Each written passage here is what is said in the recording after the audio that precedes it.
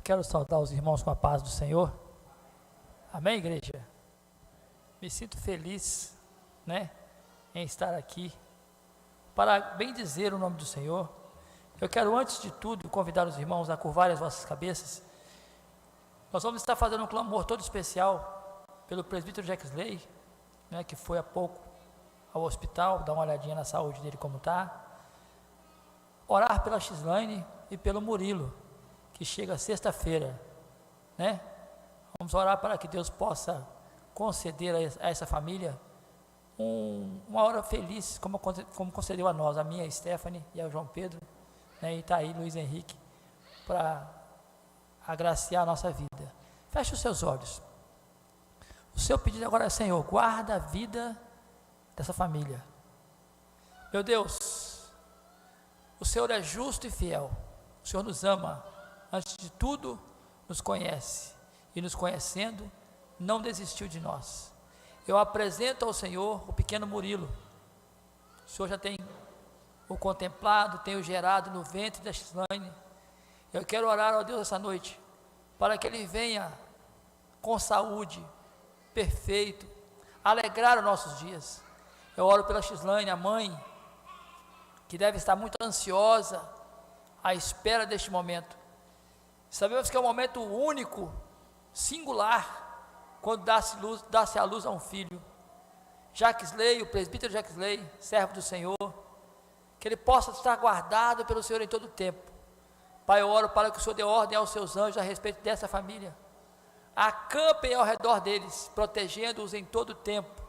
Nós oramos crendo no teu milagre e os deixamos em seus cuidados, porque os seus cuidados são cuidados bons. Guarda-os, ó Deus, e nos dê a graça de conhecermos o Murilo. Em nome de Jesus, nós oramos. Amém e amém. Quando os irmãos estavam cantando, eu me rendo, né? Eu me rendo aos teus pés. Que coisa gostosa, né? Se você for, eu estava analisando ali o que é render, o que é rendição. É algo tremendo. Render é render-se mesmo, é entregar-se, é deixar. Eu estava meditando aqui, Deus me deu uma palavra essa tarde. Minha esposa, quando eu vou pregar, ela fica mais preocupada do que eu. Ela liga, ela pergunta: e isso, você vai pregar, você já estudou? Mas Deus falou comigo essa semana de forma tão grandiosa. Nós estamos num período eleitoral, eu tenho estado em reuniões, né? Tenho visto pessoas se matando. Falei hoje pela manhã com o presidente do partido, estou até meio rouco. Falei com ele: olha, não precisa disso, o homem não precisa disso. Tudo existe um propósito, um tempo determinado por Deus, e dentro do tempo dele as coisas acontecem, dentro do propósito dele as coisas acontecem. Eu comentei com ele sobre a graça da garça. Não sei se os irmãos já ouviram falar sobre isso. Mas se você passar aqui descendo para São Silvano, do lado direito, você vai observar ali um esgoto que passa fedorento ali embaixo, lá na ponte ali perto do Zaqué, né, presbítero? E se você olhar, você vai ver, de vez em quando tem algumas garças naquele esgoto, com os pés dentro do esgoto, e elas branquinhas, Dani, aquela pele branquinha. Eu falei: gente, que coisa incrível. Aí eu descobri que a garça tem uma glândula dentro dela, que não deixa ela se sujar.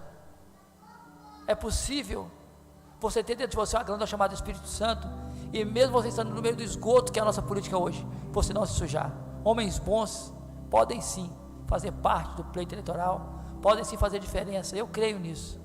Não só eu, como tem o pastor Ezequias, que está aí, que se dispôs, outras pessoas que eu conheço que são servos do Senhor, que estão concorrendo nesse pleito esse ano. Quem sabe chegou o momento de Colatina viver um momento que será dirigida por pessoas cristãs de verdade e fazer a diferença. Quando nós paramos de acreditar na mudança, paramos de acreditar que é possível mudar, paramos de existir. Eu sonho com um dia melhor para meu filho, para meus filhos, né, para os meus netos. Nós precisamos participar. Todos os grandes heróis da Bíblia foram grandes líderes políticos, guardados pelos os reis que foram instituídos, eram governos. O próprio Davi, o próprio Daniel, eram governos, né, instituídos por Deus. E a Bíblia diz que toda a autoridade é constituída por Deus, né? Por que eu estou falando isso? Porque, queridos, é uma guerra maluca, é uma desigualdade total. E nós às vezes somos omissos em algumas situações, nos omitimos, fazemos de conta que não é com a gente, mas é com a gente sim. Tudo hoje é política, a escola do seu filho, a alimentação que você come, o transporte, a segurança, tudo é política. E nós às vezes nos omitimos. Quando você se omite, quando você que é uma pessoa de bem, omite a ocupar um cargo, você é obrigado a dar autoridade, a avaliar alguém que é desonesto, a governar sobre você. Você não quer ser governo, mas você vai ser governado. Você tem que entender isso. Quando você não está disposto a governar, você será governado. Por quê? Pelo ímpio, pela pessoa que não tem constância. Então precisamos pensar nisso. Nós como cristãos precisamos nos posicionar. Eu louvo a Deus porque a nossa igreja tem essa visão, tem esse cuidado, né? Sempre que você vê, se posicione como cristão, defenda a sua fé. Não, eu não concordo com isso, eu não aceito isso, eu penso assim, assim, assim. Se posicione. As pessoas precisam entender que a igreja está avançando, nós não podemos ser coados, nós temos que avançar, né? Eu louvo a Deus por isso. Uma certa feita, um jovem estava desnorteado, ele estava enjoado de ser chamado você é medíocre, você não tem valor nenhum, você é uma pessoa que não presta para nada, você é lento, você nasceu errado, você não era para existir. E aquele jovem foi recebendo aquilo, e ele ficou sabendo que existia um sábio na província que poderia ajudá-lo. O que ele fez? Foi até esse sábio. Chegou lá, o sábio estava trabalhando, fazendo alguma coisa de cabeça baixa. Aí ele contou para o sábio: sábio, eu estou de certa forma desanimado, desistindo de viver, porque eu não presto para nada. As pessoas insistem em dizer todo o tempo que eu nasci errado, que eu não tenho sentido na minha vida. O sábio, olhando para ele falou assim: eu queria que o senhor me ajudasse. O sábio respondeu para ele de cabeça baixa, mexendo nas coisas: infelizmente eu não posso fazer nada por você, eu estou muito atarefado, eu estou fazendo uma coisa aqui que eu preciso terminar. Se eu terminar, eu posso te ajudar. Aí ele se sentiu mais humilhado ainda. O que eu quero, mais uma vez, será retardado. Aí o sábio fez uma pausa e falou assim: olha, se você me ajudar a resolver a minha questão, talvez, depois de solucionar o meu problema, eu ajude você. Ele prontamente disse: sim mestre, o que tenho que fazer? O que eu devo fazer? Aí ele foi no dedinho dele, tirou um anel pequenininho, tirou o dedinho. Está vendo esse anel aqui? Pegue um cavalo que está lá fora, monte ele e vá ao mercado e venda esse anel para mim, que eu preciso quitar umas dívidas que eu tenho. O mais rápido possível você traga, mas não aceite nada menos que uma moeda de ouro por ele. O quanto mais você conseguir, melhor, mas o mínimo é uma moeda de ouro. Ele mais que depressa montou no cavalo e chegou no mercado pela manhã e começou, mostra para um, mostra para outro. O cara olhava, o pessoal gostava do anel, mas quando ele dizia o preço, as pessoas olhavam para ele. Um senhorzinho de idade, querendo ajudar o jovem, porque via o entusiasmo dele, a vontade de vender aquele anel, ofereceu ele 2 moedas de prata e uma coisa de metal, de cobre. Ele disse: eu não posso. Aí ele foi dando de tarde, ele chegou a oferecer esse anel para 100 pessoas durante o dia. Ninguém.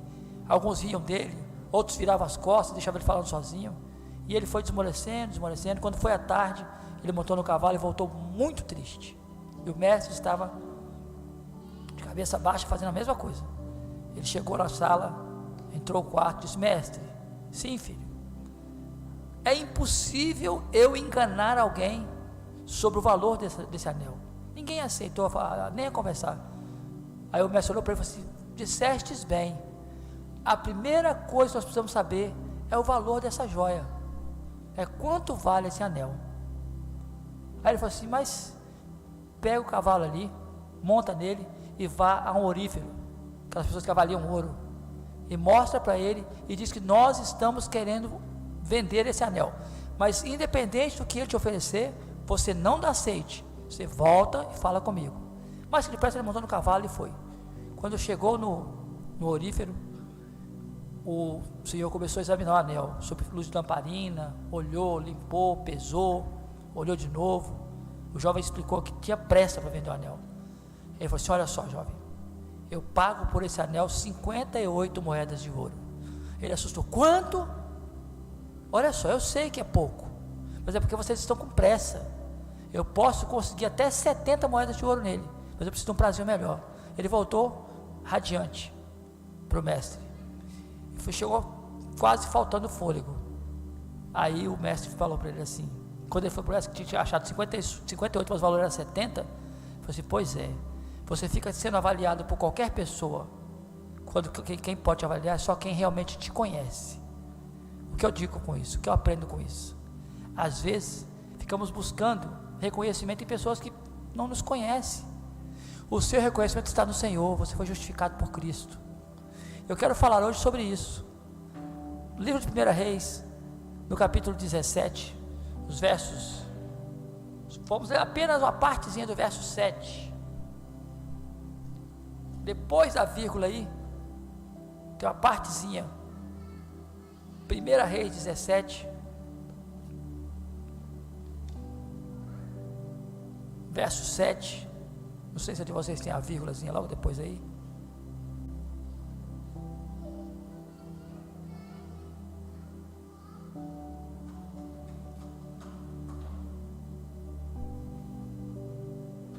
Acharam aí? A minha Bíblia diz o seguinte: passados dias o ribeiro secou. Repita comigo: passados dias o ribeiro secou. E o tema da mensagem hoje que eu quero trazer para vocês é: quando o ribeiro seca, o que fazer? Grava isso. Quando o ribeiro seca, o que fazer? Estamos diante de uma passagem bastante lida, pregada por vários pregadores. Eu sou o fiotinho, né? Mas eu amo a Bíblia. Ela revela todo dia uma coisa nova para nós. Quando o ribeiro seca, o que fazer? Estamos aqui falando de um homem que não tem pedigree, não tem história. A Bíblia não narra muita coisa a respeito dele. Quem conhecia bem ele era Deus e os anjos. Quem sabe da história de Elias? Só Deus. Tem, é filho de fulano, Beltrano, neto de não sei quem. Os pais eram, Elias era Odesbita, Gileade. É um homem que aparece no cenário bíblico ministrando sentença ao rei Acabe. Ele aparece com a incumbência: opa, eu sou profeta, vou estar diante do rei Acabe, o cara que pode patrocinar a minha carreira. Sabia? Talego. Pode patrocinar, eu vou, rapaz, eu estou diante do rei, eu posso chegar lá e dar uma firulada lá e ganhar uma beirada e ficar tranquilo. Sou profeta. Mas ele chega e diz: olha aqui, rei, segundo a minha palavra, diante do Deus que eu estou, não chove e nem cai orvalho na terra. Por que essa palavra? Por que essa sentença? Porque tanto Acabe como Jezabel tinha ultrapassado todos os limites. A Jezabel havia corrompido toda uma geração. Eles estavam profanando. Quando você começa a estudar essa história, a aprofundar essa história, você vai entender as atrocidades. Baal, que era o Deus da prosperidade, que era o bambamã do pedaço, né? O dono das chuvas. Quando existia uma colheita abundante, eram sacrificados, feitos sacrifícios a Baal. E eles tomaram, eles invadiram a cultura, corrompeu o povo. Aí chega um homem que vai mexer, vai quebrar a espinha dorsal de Baal, vai fazer eles entenderem que quem é Baal, quem é esse deusinho de nada, né? Pode dizer assim, deusinho de nada, para não falar outras coisas. Elias aparece no cenário bíblico como um juiz, um profeta que ministrou, e de repente ele faz o que Deus mandou, que era a incumbência de Deus. Vai lá e faz isso, obediência. Vai lá e faz isso. Ele fez exatamente como Deus o havia dito. Aí Deus fala para ele: sai daí, foge e esconde. Olha, como é que é isso? Eu fiz o que o Senhor mandou, agora eu tenho que fugir, eu tenho que esconder? Direção, tudo bem, eu vou. Primeiro ele obedece, depois ele segue a direção de Deus. Sai daí. Agora preste atenção, Elias. Existe uma outra situação. Antes de conversar com você, eu já conversei com os corvos. Está na Bíblia, não é heresia não. Eu já ordenei aos corvos que alimente você lá. Já havia conversado. Antes de conversar com Elias, Deus conversou com os corvos. Vai chegar um cara aí, um profeta meu, pessoa minha, e vocês tratem ele direito, porque ele está me obedecendo, ele está no centro da minha vontade, está fazendo segundo o que eu tenho dito. Entenda isso, isso é para crente, é para nós. Quando o ribeiro seca, o que fazer? Está ali, às vezes o ribeiro seca, a gente fica doido, desesperado, sem entender nada, mas vamos chegar lá. Sai daí. Mas Senhor, eu só falei o que o Senhor mandou. Mas tudo bem, sai daí. Foge e esconde. Não é só fugir não, esconde. Sabe por quê? Porque muitas das vezes nós queremos ficar, né? O segredo hoje é o holofote. O segredo hoje é fazer e aparecer na mídia, nas redes sociais, e no cartaz, e não sei o que. Você fez. Segundo a sua palavra, não vai nem chover e nem cair orvalho. Mas você não vai ficar bancando de bambambam não. Eu que falei, não choveu. Não, sai daí e esconde. Às vezes, coisas grandes vão acontecer através de você, através do seu ministério, mas sai daí, esconde, porque a glória não é sua, ela é de Deus. A glória não é sua, ela é de Deus. Às vezes dá errado, porque você faz, mas esquece da direção. Existe uma ordem depois que você faz. Foge, sai daí. Não se preocupe, porque eu já dei ordem aos corvos. Eu falo com corvos também. Tudo está sob o meu domínio. Eu sou o Senhor dos senhores. De repente ele sai e vai para a beira do ribeiro de Querite, e ali ele fica. E é cuidado. E é cuidado. Tem pessoas que falam assim: demorou-se. A Bíblia fala assim: dias depois. Dias depois. Vamos ver como é que está escrito aqui? Na minha tradução, quem tinha uma tradução diferente, lê para mim. E sucedeu o que? Passados dias. Como é que é a tradução de vocês é o versículo 7? Lê para mim. Tem alguém diferente aí? Só para confirmar. Pode ler, Bia. Beleza. Alguma outra tradução? Igual a minha, quem tem? E passado dias. 7. Perdão. Mesma coisa? Mesma coisa, 7 aí? E passado dias, o ribeiro secou, porque não tinha havido chuva na terra. Sabe por que isso aqui? Quando o ribeiro seca, o que fazer? De repente o que eu estou fazendo é mandado de Deus. Eu estou no centro da vontade de Deus. As minhas ações foram direcionadas por Ele, eu as cumpri. O local onde eu estou, foi Deus que me mandou, Ele que me colocou lá. De repente o ribeiro seca. Quando o ribeiro seca, é hora de você levantar e ir para outro lugar, porque a obra ali terminou. Existe uma outra situação, existe uma outra sala, um outro degrau que você precisa subir. Aí ele recebe uma palavra, queridos, entenda isso. O ribeiro secou, Deus vai me tirar daqui, vai me levar para um lugar abundante. Ei, levanta daí e vá para Serepta. Como, Senhor? Serepta era um lugar que era assolado pela fome também. Lá tem uma viúva. Viúva tem dinheiro. Viúva pobre, que está te esperando. Como é que é isso? O ribeiro secou, agora eu levanto, vou para Serepta, encontrar uma viúva pobre? Sim, é assim que Deus faz. Deus está te preparando para algo muito maior. Calma, o tempo de Deus não é o seu. Sou eu quem sei os planos que eu tenho para ti. A Dani que gosta desse salmo, né, Dani? É salmo? Sou eu que sei os planos que tenho de ti. Crônicas, né? Eu acho bacana isso aí. E de repente Elias levanta em obediência e vai para Serepta. Quando chega lá, encontra a viúva, sabe fazendo o quê? Catando gravetos. Ele olha aquilo ali, né? Vai ter fé assim lá em casa. A senhora me arruma um pouco de água? Sim.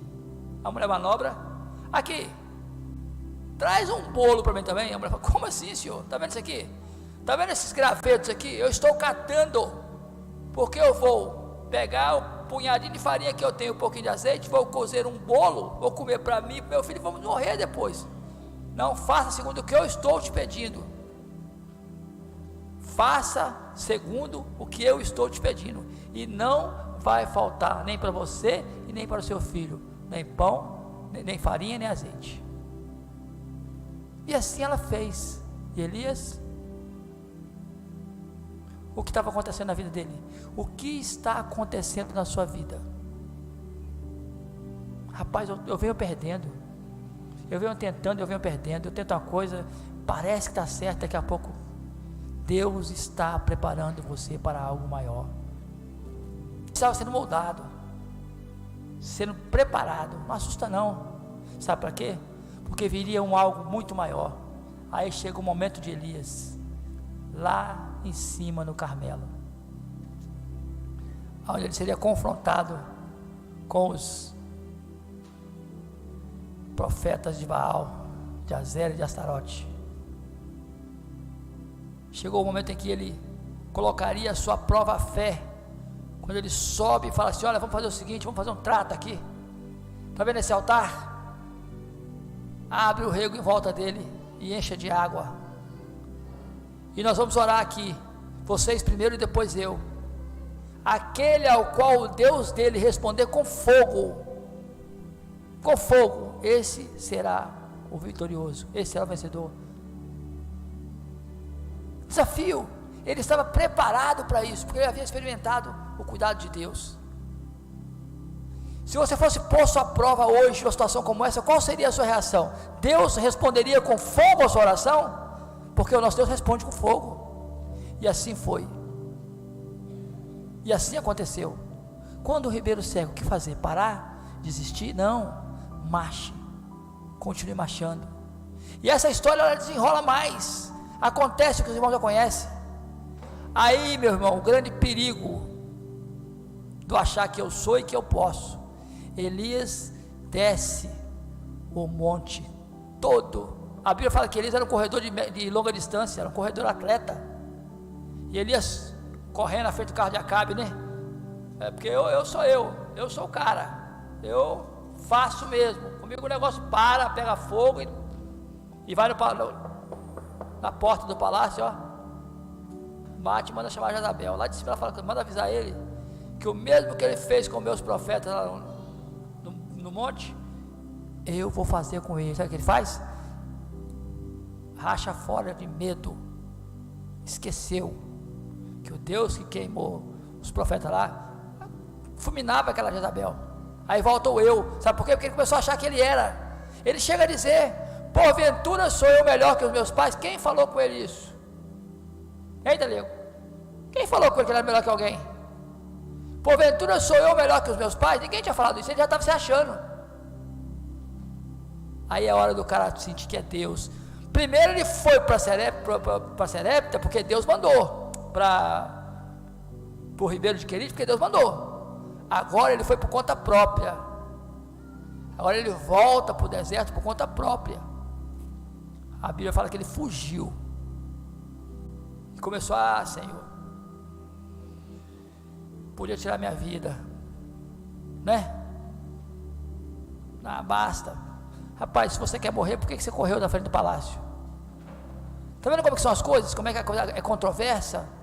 Como que a Bíblia traz a narrativa? Muitas das vezes nós estamos no centro da vontade de Deus, caminhamos bem até um certo ponto, daqui a pouco você começa a descer, começa a voltar. Aonde eu quero chegar com isso? Quando o ribeiro seca, é hora de você aprender. Você vai para as salas e cuidado para você não voltar.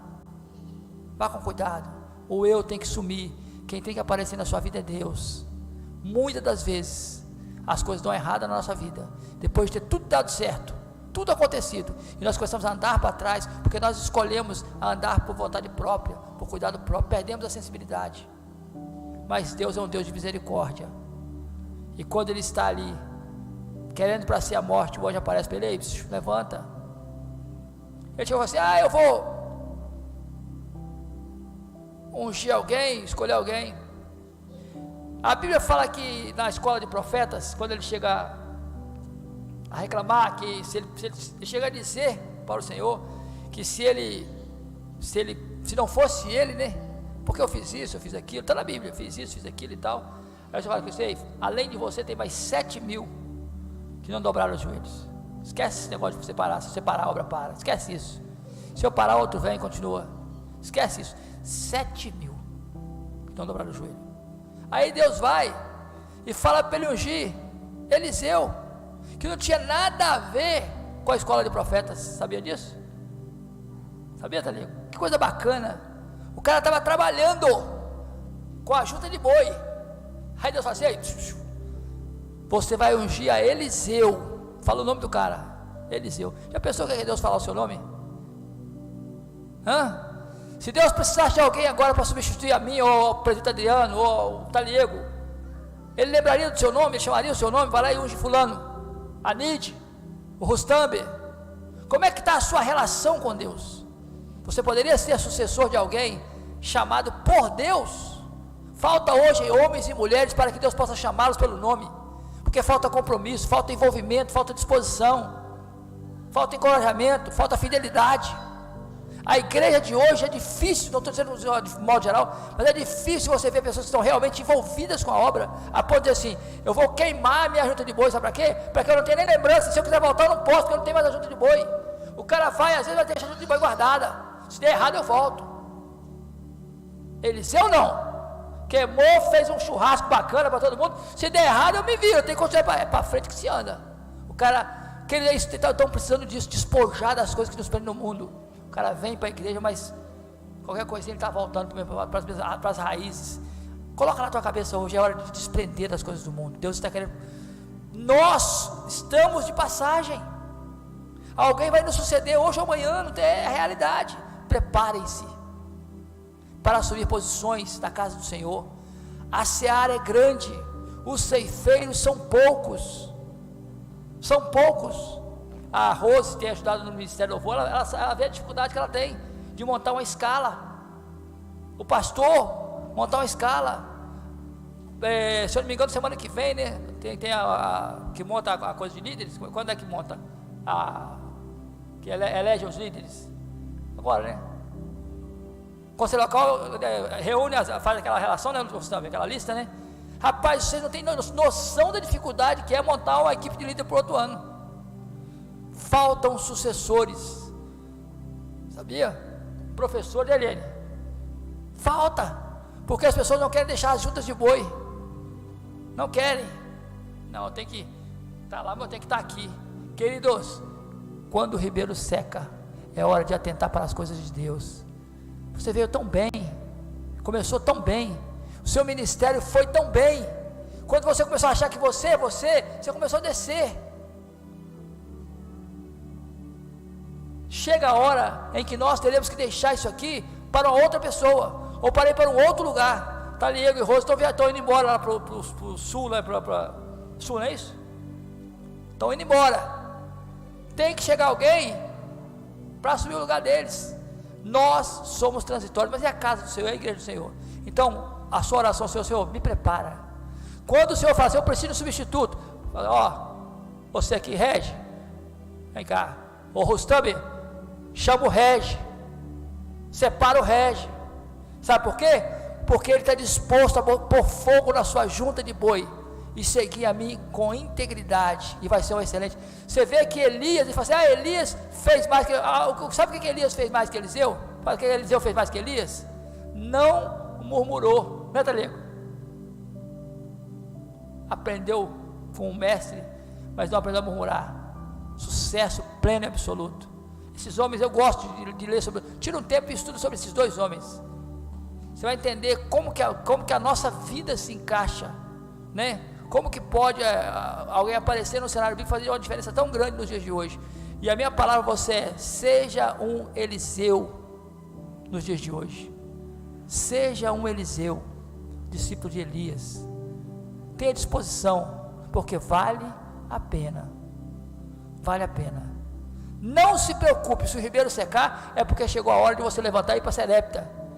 Não se preocupe com o rio de Serepta, vai bater para você e para ela. Daqui a pouco você sobe o morro, né, o monte, e quando você chegar no monte, se cuida, porque a descida pode fazer toda a diferença. Desça como servo, desça como você subiu, com o mesmo coração, contrito, quebrantado, confiante. Deus te leva ao cume. Temos que aprender isso. Tem os altos e baixos da vida.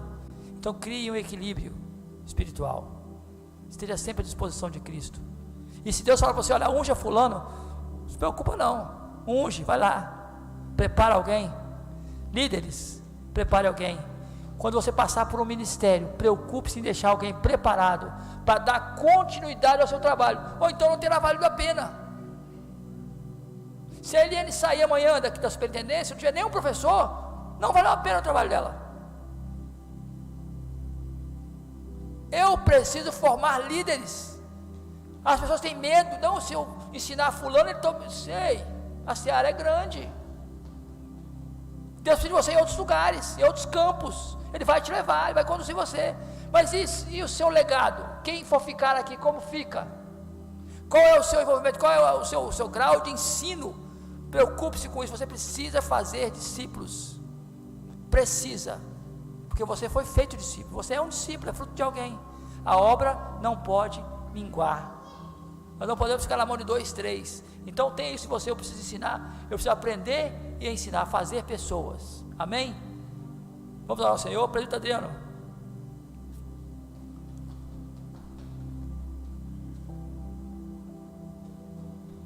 Queridos, lembrem de continuar orando pela Gislaine, tá? Pelo Murilo, pelo Jaxley.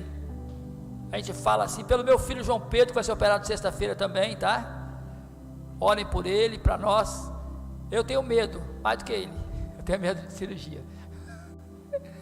Assim, eu não tenho vergonha de falar, porque qualquer cirurgia, eu trabalhei de enfermeiro, eu sei como é que é. Qualquer cirurgia tem risco. É simples, mas é uma cirurgia, né? Então ore pelo meu pequeno, vai operar sexta-feira. Se Deus quiser, vai dar tudo certo, né? Pelo nosso pastor que está em viagem, né? Que está precisando das nossas orações, da cobertura da igreja, né? Então vamos clamar ao Senhor.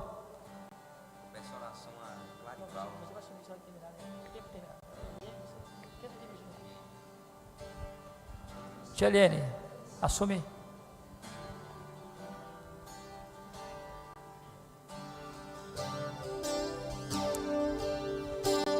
Mesmo sendo assim, pobre pecador, Deus me ama.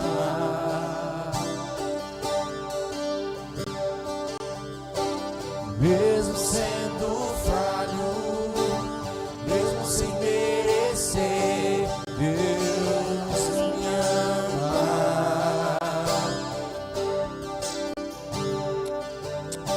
Se estou forte, se eu estou de pé, Deus me ama. Feche os teus olhos, queridos. Se estou fraco, Sinta o amor do Senhor por você, o cuidado do Senhor pela sua vida. Ele não deixa de me amar.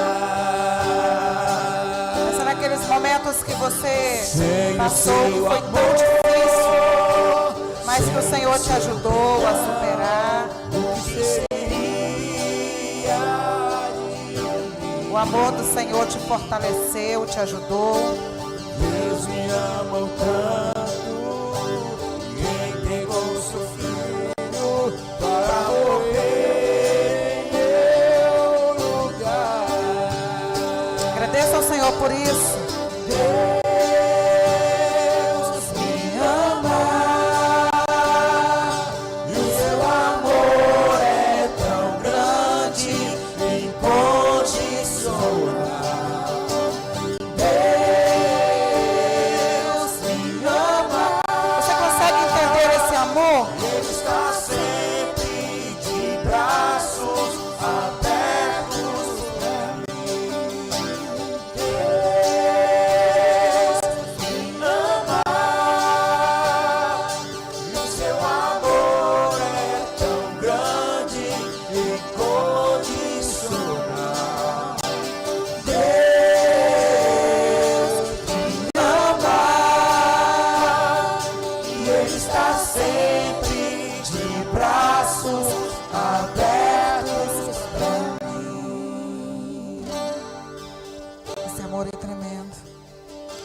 Muito obrigada, Senhor, pelo teu amor. Muito obrigada, Senhor, porque nós nos sentimos amados.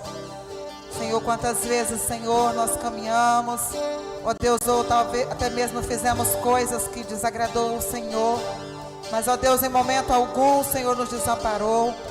Em momento algum, Pai, o Senhor encolheu os teus braços para não nos abençoar. Ó Deus, mas as tuas mãos estão sempre estendidas, os teus braços estão sempre abertos para nos acolher, para nos receber. E nós te louvamos, ó Pai, nós te bendizemos. Nós te exaltamos, Senhor, porque nós não conseguimos, ó Deus, entender e compreender com grande amor. Pai, muitos de nós, Senhor, somos mães, outros são pais. Senhor, amam seus filhos incondicionalmente, de uma maneira, ó Deus, grandiosa. Mas, Senhor, ao ponto de entregar os teus filhos, Senhor, por amor de alguém, só o Senhor, Pai amado. Muito obrigada, meu Deus, muito obrigada, porque o Senhor é maravilhoso, o Senhor é tremendo, ó Deus, e mesmo, Senhor, fazendo, ó Deus, desagradando muitas vezes ao Senhor, o Senhor não nos deixa, o Senhor não nos deixa, Senhor, o Senhor não deixa de nos amar. Como é bom, Senhor, poder sentir o teu amor. Como é bom, Senhor, poder sentir que tem, ó Deus, alguém que vela por nós, que tem cuidado de nós, não tem nos deixado desamparados, não tem nos deixado sós, mas tem nos sustentado, ó Deus, com a tua mão poderosa. Muito obrigada, Senhor. Muito obrigada, Senhor. Nos fortaleça, nos ajude, Senhor, para que não venhamos olhar para trás, ó Deus, como uma mulher de Ló, mas que nós possamos seguir sempre à frente, olhando, Senhor, e seguindo para o alvo, Senhor, da nossa salvação, que é o Senhor Jesus. Ó Deus, como cantamos, Tu és a luz, ó Deus, Tu és o caminho que nos indica o caminho a qual nós devemos trilhar. E nós Te louvamos, bendizemos a Ti, Senhor. Ó Deus, engrandecemos ao Senhor, porque o Senhor é muito bom e a Tua misericórdia dura para sempre. Deus me ama. Vamos cantar.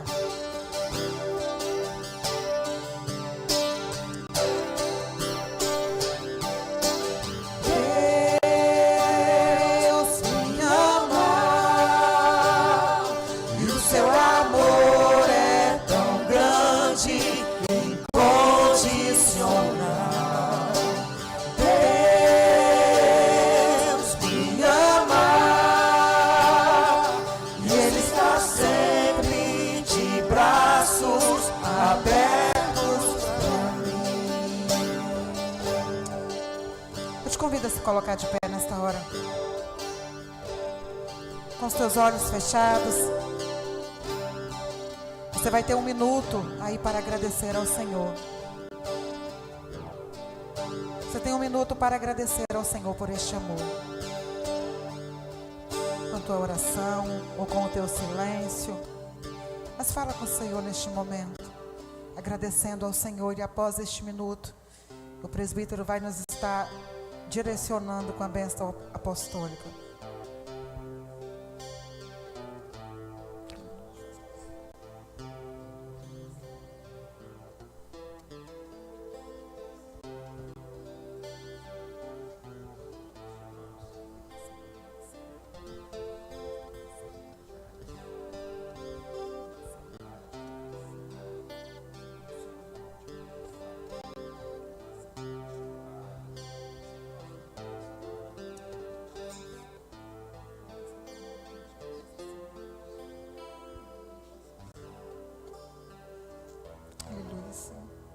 Nos dê uma semana de paz, ó Deus. Nos dê uma semana abençoada na Tua presença, Senhor. Em nome de Jesus. E a graça do Senhor Jesus e o amor de Deus, o Pai, e a